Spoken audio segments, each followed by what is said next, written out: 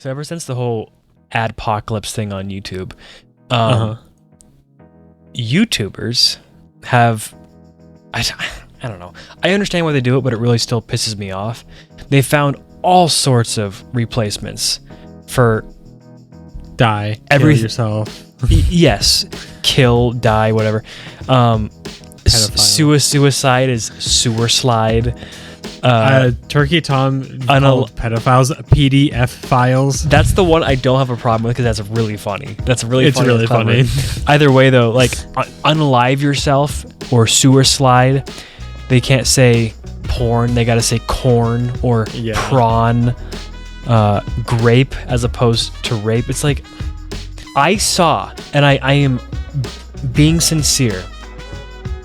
There was a podcast, and I saw a clip of this podcast, and they were discussing like business maneuvers on this podcast, and the guys were using the phrase counterattack, and they were bleeping the word attack. Dude, that was the final straw, because this was in my head for a while thinking about this, but when I saw them blanking out the word attack, I was like, are you kidding me? There's the fact that there's no like distinction between, like, I could say you're killing it right now, and that would you have YouTube's to eyes that. be exactly qualitatively equivalent to me telling someone to kill themselves. So here's my problem. Either bleep it. This is my opinion. Either bleep it or mute it.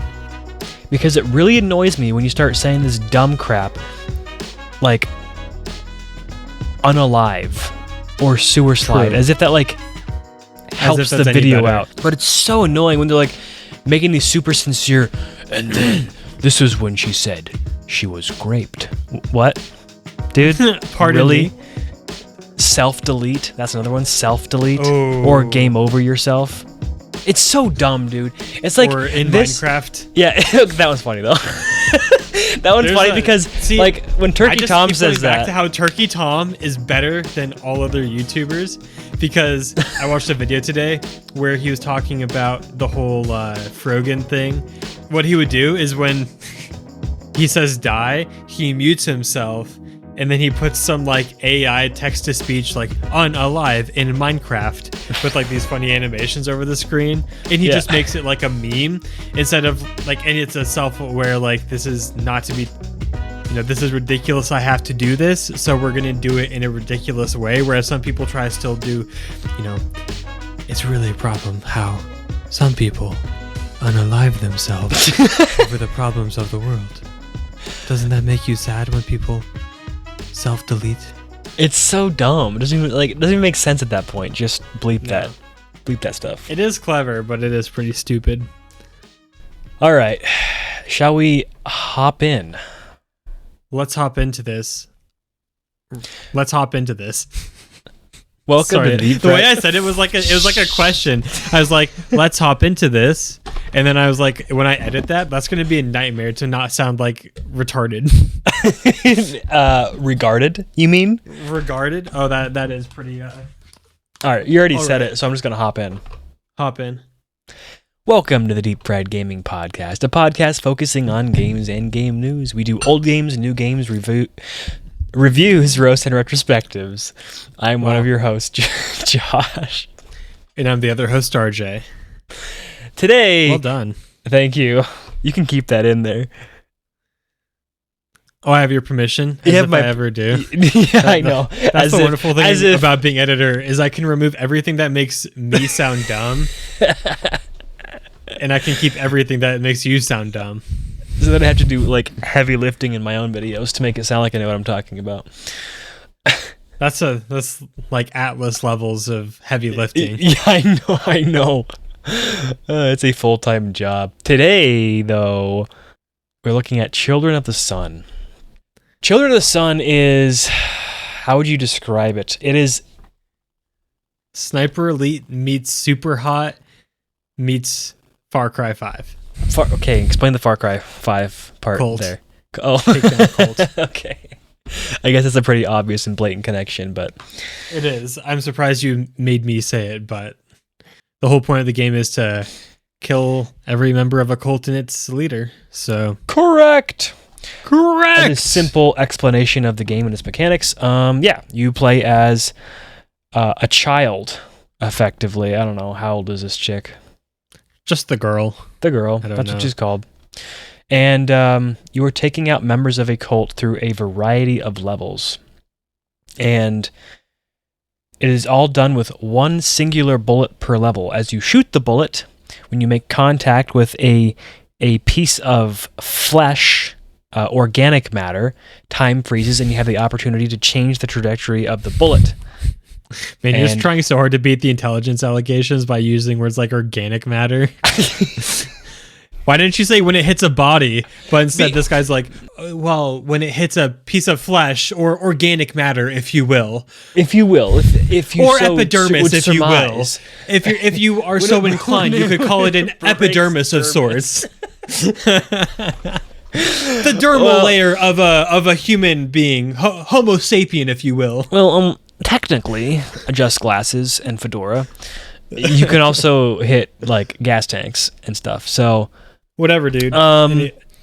Basically, if you hit certain things, then you get a ricochet. You can aim the ricochet of the bullet. You have the ability to readjust and aim. And the goal of every level is to kill every cult member, every gooner, if you will, with one bullet in the quickest time possible, using the most efficient route. Is it time? It's time. Yeah, I guess it is time, heavily dependent on time.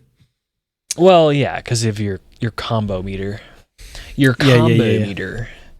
I'm not exactly keen on the score optimization game. It just kind of happened once or twice. I gotcha. So this game it's short and sweet. It's simple, really engaging for the short runtime that it has. But why don't we just get right on into it with the, I guess the general aesthetic, the vibe of the game. We can kind of lump audio and visual together because it kind of just goes generally with the atmosphere of the game. Yeah, it does. The music's pretty minimal and there's not really a lot of room to explore in the game, but it does have a pretty distinct style to it. So it does. I think it's more the general aesthetic than anything else. Yeah, I think the visuals do a lot of heavy lifting, and not heavy lifting in the sense that like without them the game would suck, but as far as atmosphere goes, it establishes this gritty, grainy, demented, just disgusting and demented feeling. There isn't like deep lore to the best of my knowledge. The story is pretty light but serviceable, similar to another game we covered, Dredge. But not like at all the same type of story, I should say. Mm-hmm. But yeah, there's like this, I don't know, the way I kind of thought about it was like this pulsating, almost chicken scratch art style. Like it was derived from a psychopathic serial killer's notebook. It's like the scratch paper drawings of a psycho killer, basically, is what is what the whole game feels like, because all the character models have a very gritty feeling to them. The atmosphere feels really dingy, dark. Everything feels derelict and run down. There's no like pristine, clean buildings. Every building you come across is completely looted, destroyed. Gutted. Cars are minimally functional, it seems, for the most part. And when they are functional, they're doing donuts and having joy rides around the camp. Mm-hmm. It's awesome. Mm-hmm. It's very messy and chaotic as a kind of, the whole thing feels really chaotic. The cutscenes, to kind of get at what you're talking about earlier with the simplicity and the minimal nature of it. There's not a single word spoken the whole game verbally.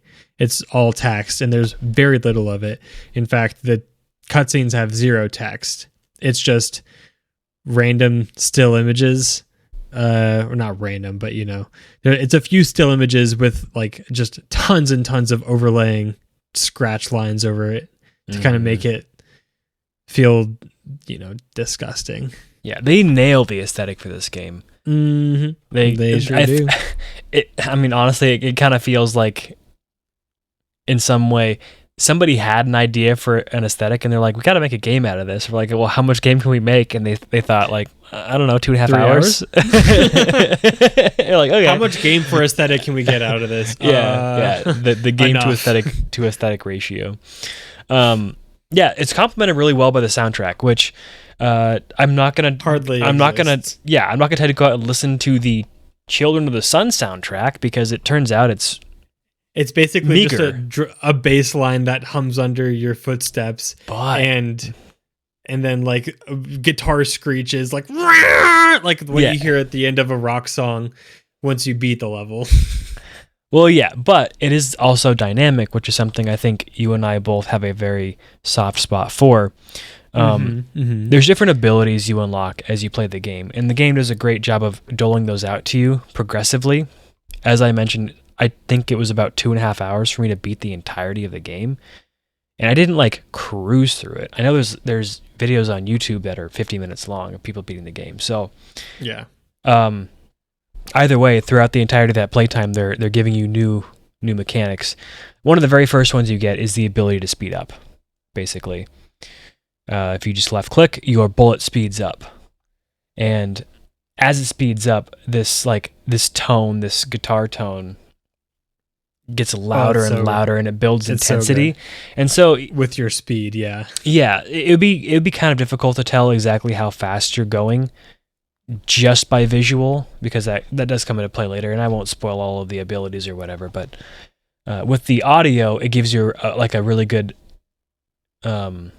audible indicator of your actual speed. Not to mention, it just makes the intensity much greater, and it in some ways it adds to the velocity, just because it's such a mental overload. It's just overstimulating your mind. All capped off with a very, very satisfying of a drum cymbal and kick drum at the same time. Oh, it's so satisfying. And when you hit a homie, when you hit a little fella, when you hit one of these gooners in the head, they explode as a proper gooner does, with these little like fractal lightning bolts. Just an absolute shell-shocked disaster. Blood splattering everywhere. Yeah, I've missed shots because there's so much blood splattering exactly. out of the head of some of these people that I can't see what I'm aiming at. Which is good. I accept. It's awesome because when you have close clusters of people, if you hit them all in quick succession, you can hit like 3 or 4 dudes, and they drop, and there's just like a ring of this viscera raining down, but it's all in slow motion as you're adjusting your next shot.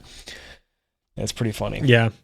I wish, harkening back to one of the games that I said this is like, Super Hot, I wish there was a cinematic, mode for when you beat the level, that it kind of shows you the path of the bullet in real time, so to speak, because it's really hard to get a sense of how much time passes after you fire the gun, because time passes differently based on different things that you do, how much time it takes for you to aim, stuff like that.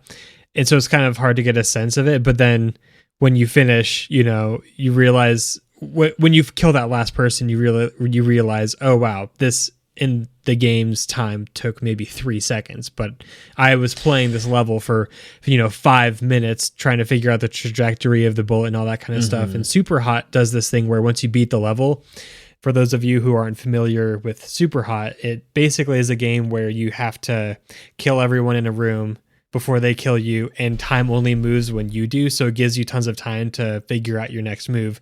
Similar to Children of the Sun, time doesn't move, or it moves, but very, very slowly while you're aiming in between ricochets. I wish they had predefined angles or some kind of way to experience the bullet path in real time after you beat the level, so you can kind of see, because on your screen, you hit one person and then you hit another person 5 seconds later, 10 seconds later. It doesn't really feel very fast, but in the games, in real game time, it's 2 seconds. You know what I mean?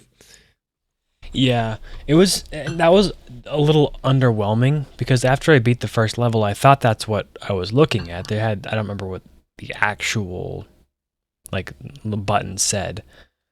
But they just have a little overlay. They have an overhead view of the map, and they have a dotted yellow line that traces out the path of your bullet, which is cool. It's kind of neat to see, and sometimes, probably intentionally, the lines make pretty cool patterns, but that's about it. You can't actually see the bullet fly. So yeah, it definitely is missing that element of Super Hot where you can see the entire path of the bullet in real time. I have an old video privated on a YouTube channel, and it's like 3 minutes and 40 seconds or something. But it was like a 10-minute Super Hot run. Dang! Yeah, it's like it was on the endless mode, right? Mm-hmm. And it's just fun to watch, dude. It's fun to watch. It's sick. I've never tried the endless mode, but that sounds really fun now. I need to try. I need to play It's sick, dude. I got to play it in VR again. It's been a little bit since I played it in VR. I don't have time for that, but realistically, no, really. I would love to play it in VR, but I am in the screw zone right now, fellas. I hear that. Anyways. It is really satisfying when you kind of complete the level, and in your perspective, it's been 5 minutes you've been piecing this whole thing out, but you get to the end of the level and realized, as far as the people you're shooting are concerned, they heard a shot and then all their homies died in less than a second. I also love how like I like how there's a complete lack of explanation as to why this girl can just control bullets with her mind. No, yeah, there's basically a cutscene where it shows she just does it. She once decides to just be psychic and telekinetically control bullets to kill deer, but it doesn't really give any context as to how she's able to do that. It's just she just does it once, and then they're like, "Oh well, I guess she can do that." I guess she can do that. It's kind of like every new Star Wars movie you watch. Oh, I guess they can do that now. Yeah, that's exactly right. Is that what you're gonna say? The Emperor comes back, and they're like, I guess he came back somehow. Like, I guess he can do that. Yeah. Except it's a little more forgivable in a 3-hour game than a, franchise. Yeah. Well, like you said, the millions of dollars behind it. Yeah, the story is there. It exists, and it's totally fine. But no one is playing this game for the story. It's a puzzle game. No. You mentioned you didn't like the combo system. Why is that? So I guess the headshot thing where there's a certain cooldown before it counts as a stacked headshot. Mm-hmm. If you take 30 seconds to aim your next shot, then it doesn't count it. There's like a certain timer. I don't really mind that. And I don't really know if I don't really understand the full intricacies of when it says, time spent in level, if that includes time while you're aiming before the first shot, if it's talking about ricochets, taking time to aim when you ricochet your bullet, or if it's talking about travel time with the bullets or all of it combined. I don't really know, but I really don't actually have too huge of a problem with it. I think I would have appreciated more transparency on the intricacies of the scoring system, because the major point of this game is the replayability for high scores, and the lack of clarity. I don't really have a huge problem with how the game is actually structured at all, really, and in fact I quite like it. I might have just been being frustrated with one level, because I remember there was one level I was trying to like perfect as much as humanly possible. That was one thing that was pretty satisfying about this game, is that any game that has a leaderboard, I've never been on that leaderboard in any meaningful way. But there's a few levels that I'm like 335, nearing, a perfect score. There's one dude on the leaderboard, like 75,000 waffles or something like that, who's got the high score in every single level by a country mile. Yeah. To the point where I'm like, how is that even possible? He's a developer, probably. Yeah. But other than that guy, there's a certain number of people that have pretty darn close to the best score you can get, and then it kind of spreads evenly out from there. And there's a couple levels where I have like pretty darn close to that like sweet best score you can have, like within a few hundred out of, who knows how many tens of thousand players are on the leaderboard. So it is pretty satisfying, and it's really invigorating to see that you're, not like 1, 2, or even 100, but 300 out of thousands and thousands of people. It's kind of fun, satisfying. Yeah, I feel like, I don't know, I'm not really much of a trophy hunter, nor am I someone who goes for high leaderboard scores, but I'm so desensitized to leaderboards at this point in time, where I have played so many games where, for whatever reason, there's a leaderboard at the end, and I'm just like, 17,428 places you in the top 50th percentile. I'm like, cool. That literally means nothing. Yeah. That is such a huge number. So, yeah, I mean, admittedly, it is probably because there aren't a ton of people playing this game. For sure. I'm sure the player there's base is small enough. A decent number, but it was a Steam Next Fest game, and it was pretty well reviewed at the time. So I'm sure they've recouped their money and everything. Oh, for sure. But especially with how expensive the game is for what it is. Yeah. I don't imagine it was in development for that long. But while we're on the subject, what do you think about the replay value? Did you replay levels for high scores, or oh yeah, do you view yourself? I have 3.6 hours in that game, and I'd say a good hour of that 3.6 is just retrying levels. There's a couple levels where I was about to beat it, and I like failed it on purpose because I didn't like how I did it. Yeah, like the how to say this. Oftentimes, the solution is very easy. If you just want to go for bare minimum, I killed everyone. Yeah. Barring a few exceptions. There's one level in particular that I had a really hard time with just execution of the bare minimum. That being the last level, and tough, yeah. which kind of goes without saying. But the real one that I'm thinking of is the one where it's just one stationary building, and it's like 3 levels, and it ends with you going into the garage in the basement. That level was very challenging just to do the bare minimum. But the others, it's pretty obvious, and it's just a matter of optimization. And I think that the replayability of shaving off, seconds, shaving off numbers of ricochets, finding the right timings to catch people, because I think where you really start to be able to shave off time is once you get I don't even know what you call it, but where you basically get to have a free ricochet without hitting someone. Yep. So the whole game, up to about 2/3 through, you have to make contact with certain objects or a person to get a ricochet. But at a certain point, you gain the ability to, if you successfully hit sweet spots on enemies, you will get the ability to just have a free ricochet. And getting through levels, not having to use those, is really where you can start to get like string together high scores, is not because that's a whole extra shot that you didn't have to take. So finding those, I did find to be very fun. If not a little bit, this is one of those ones where I think the execution of the game, even just like killing people in the game, is fun enough that I didn't get as frustrated by failure as much as in other games, just because the core gameplay loop is enjoyable enough. But again, how tired of something can you really get in 3.5 hours, Yeah. And I think that brings up probably the last point that I want to talk about. Maybe before we dig into that, though, let's give our opinions on the game.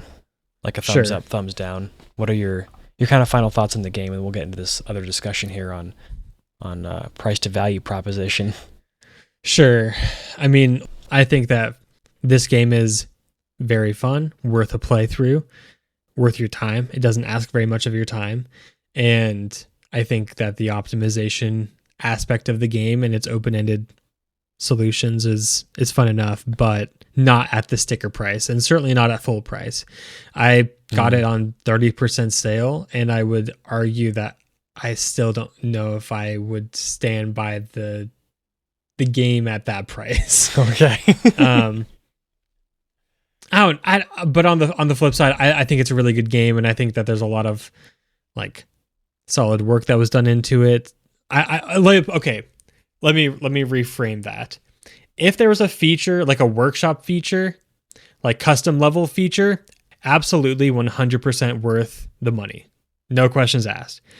If you gave people the ability to make their own custom levels, and then there was like a, level leaderboard, that's totally chill with me. I think that you've given the players enough ability to get solid replay value out of it.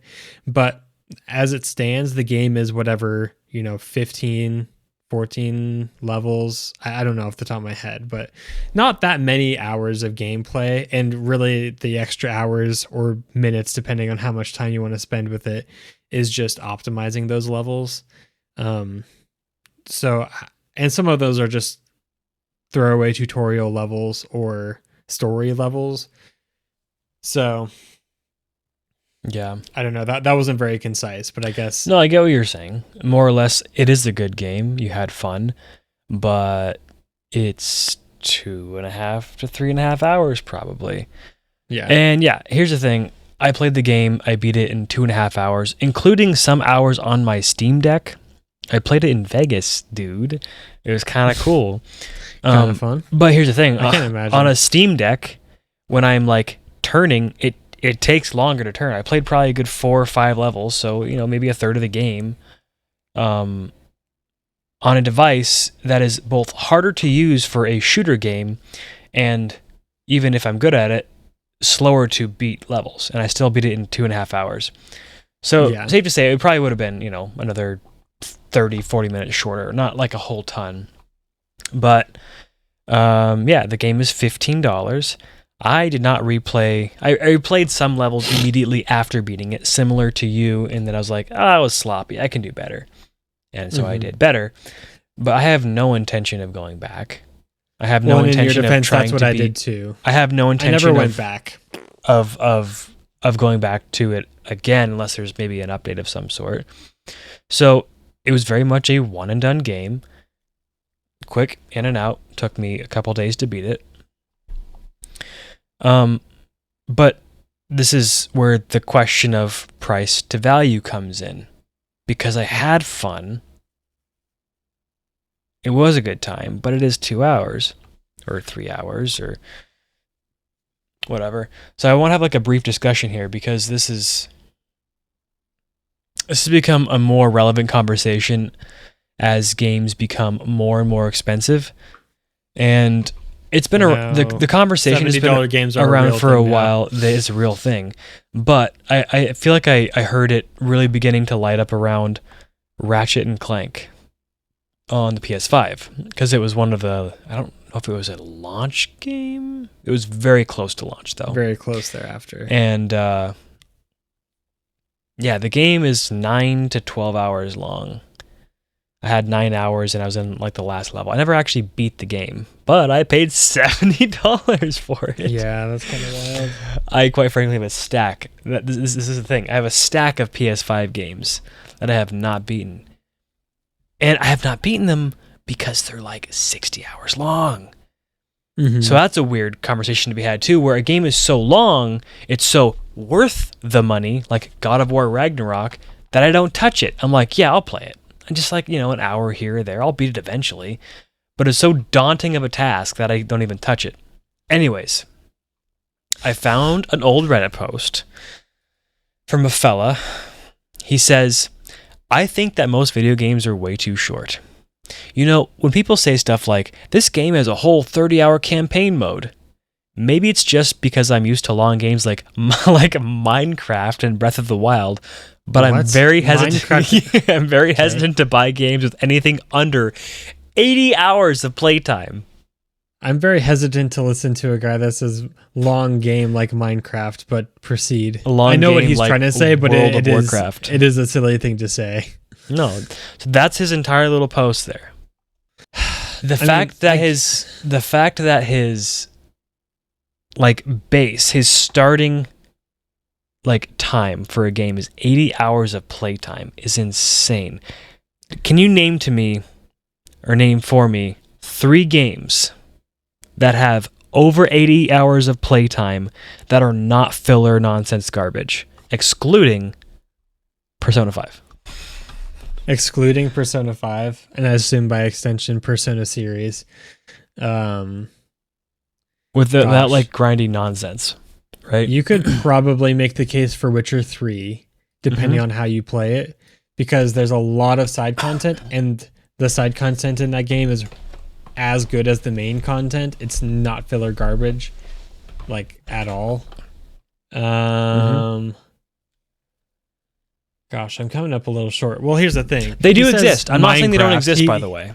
The dude says Minecraft, so then you could put any survival game, like you could say Call of Duty Zombies. You could play, Raft or other games like that. And it's like, that's not really the same thing, you know? And there's a very short list of like actual story-based, story-driven games with a start point and an end point that have that much time. So that guy's just stupid, not gonna lie. He's just stupid. No, I think you're correct. He's comparing apples and oranges. You can't compare a game like Ratchet and Clank to a game like Minecraft. They are different games, but more importantly, they're entirely different types of games. You make your own. One is a very like, whereas Ratchet and Clank is a predefined set experience made for you. And if you go back to the Xbox 360 era, a lot of games were between 9 and 12 hours. That was a very average game length. A lot of classics like BioShock and Halo are around 9 and 12 hours. BioShock is not a long game. Well, some of my favorite games have been on the shorter end, and granted, I'm criminally prone towards overstaying my welcome in a game. But as they were designed to be, they're shorter, you know, like Crosscode, Mega Man Battle Network, Deathloop, Disco Elysium, Nier Automata, Dredge. These are all games I played over the last couple years. It Takes Two, Prey. These are all games these are like sub 40-hour games. I feel like there's like two extremes, largely speaking. There's like sub 30 and there's like more than 60. And there's not a lot of games in that sweet spot in the middle. Yeah. I'm trying to think. Yeah, there's not a lot of middle ground. Because I'm thinking of God of War Ragnarok, and supposedly that's kind of around 60 hours, which is, again, ridiculous. That's so many hours. That's much longer than I was expecting. What was the first one, like 30? Yeah. I want to say I probably sunk 40 to 50 in it.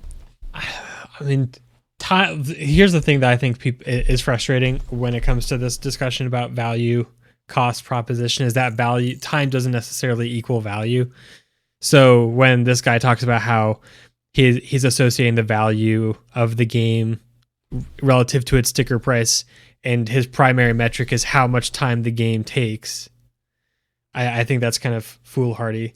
I think that there are certain games that have more value, like It Takes Two, Nier being the first two examples, that have like a much lower runtime that I think are far more worth the money, and to forego your money for the game, because they're just far better experiences in that like 25 hours that they give you. And I'd be totally fine with it.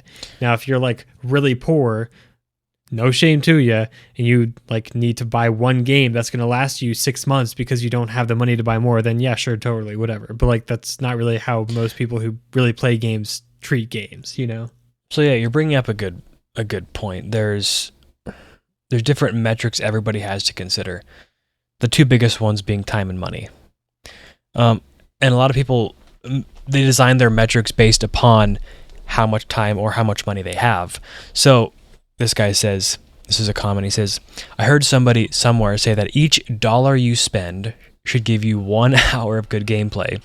I think that's a good metric for whether a game is worth it.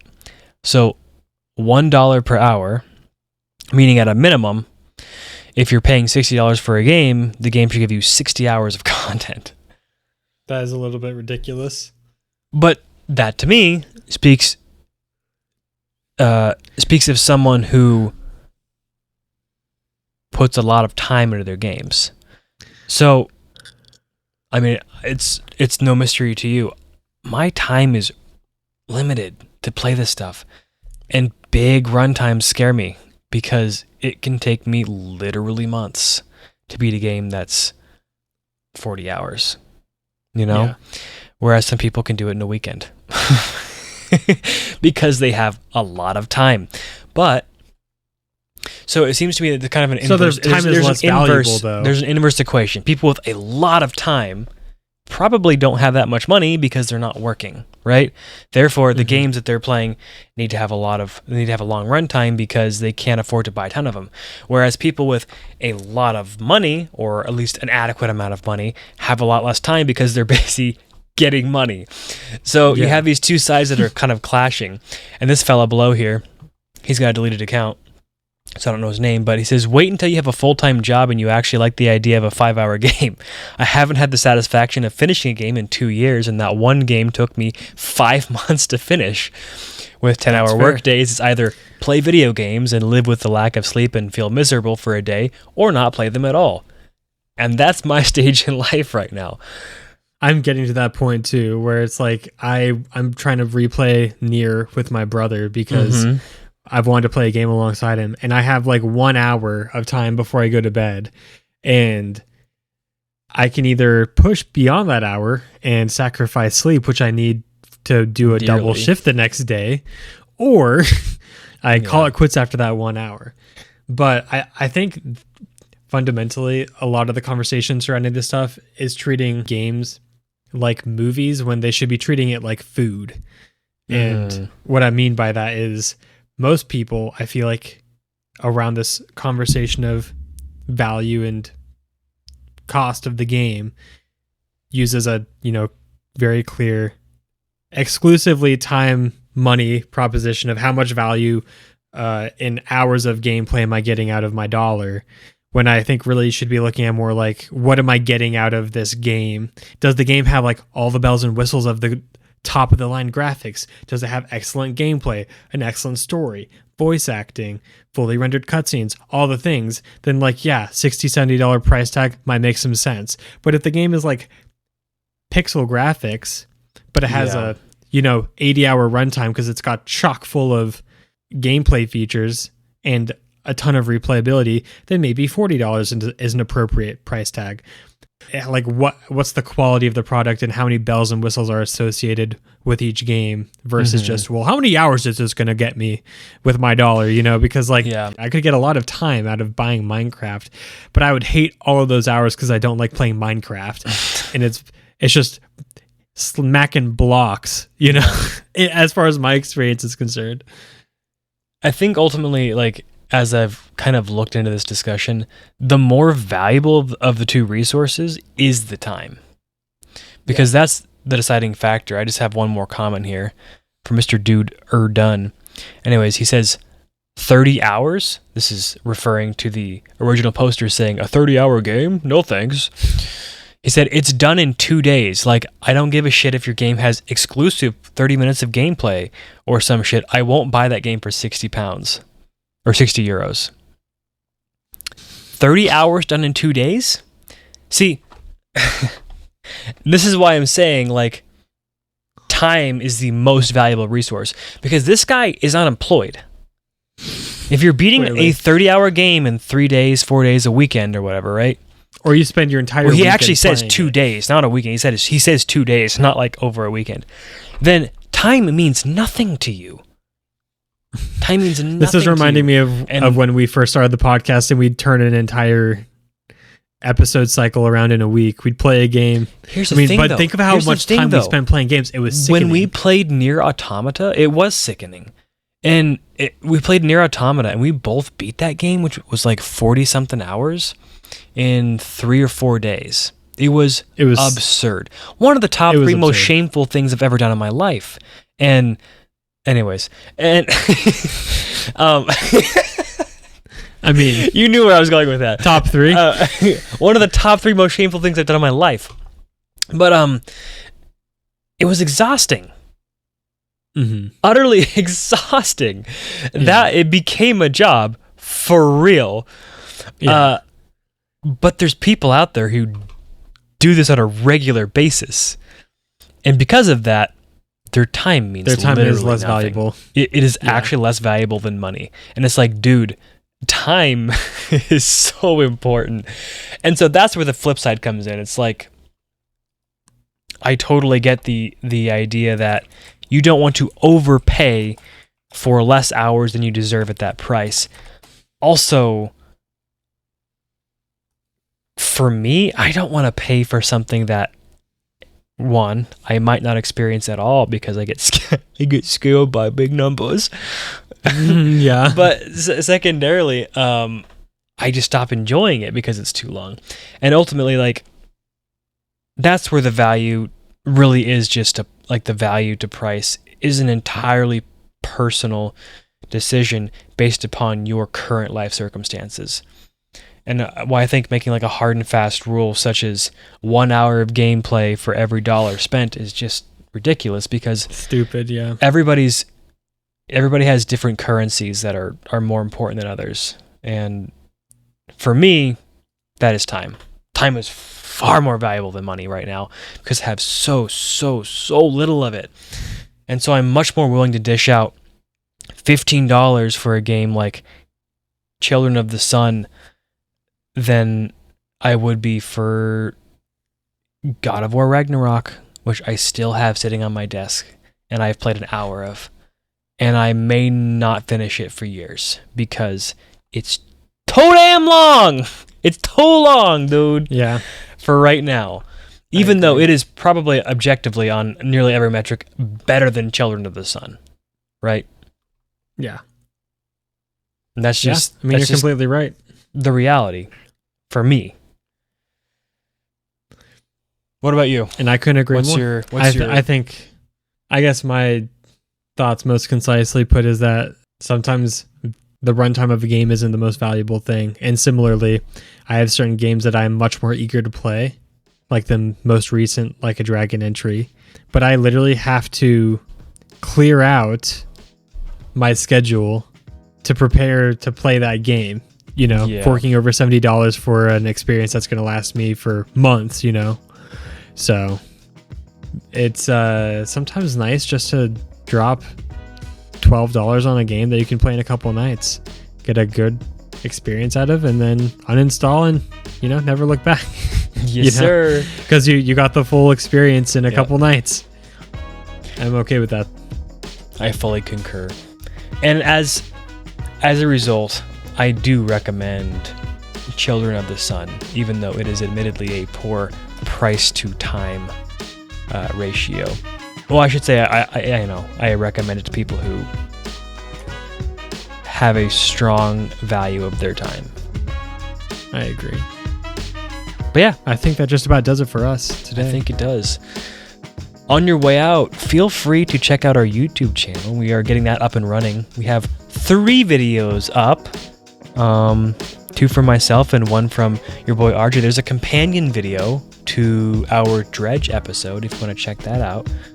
And give it a like and subscribe for your boys.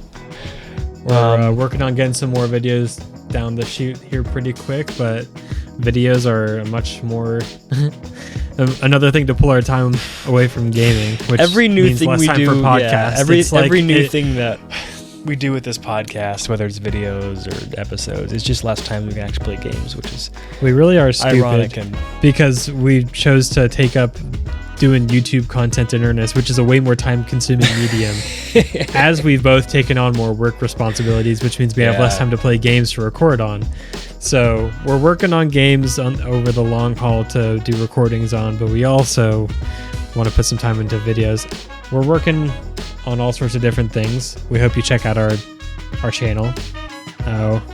More content coming soon, both here and there. And I think that just about does it then. Yes, sir. Channel in the description, and we will see you next time. See you next time.